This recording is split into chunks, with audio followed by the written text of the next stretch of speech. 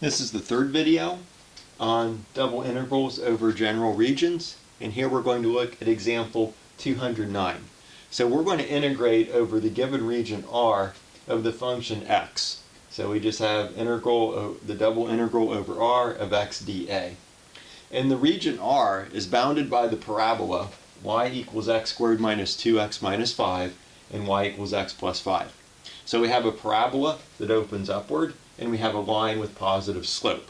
So the only way we can have a region bounded by those two curves is if we have this situation here where the line intersects the parabola in two places. If the line intersects the parabola in one place, we don't have a bounded region, and if the line were completely under the parabola and missed it, we wouldn't have a bounded region. So we know we have a region bounded by these two curves. So what we want to do is find the points of intersection.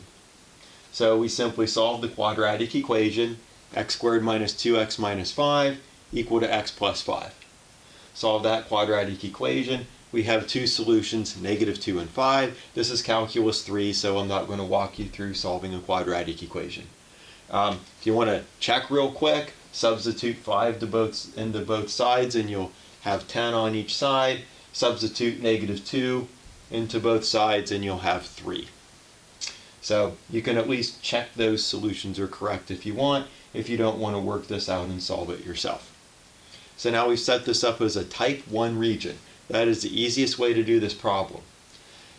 It's not a type 2 region the way it is. If you wanted to split this up and write it as two type 2 regions, you could, but that would be making things way more complicated than they have to be.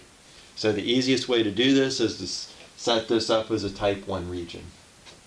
So the x limits of integration, -2 to 5. The y limits of integration go from the parabola up to the line. So from the curve x squared minus 2x minus 5 up to x plus 5. Those are the y limits of integration. So we're integrating our function, which is just x. We integrate with respect to y first, and then with respect to x. So we integrate with respect to y.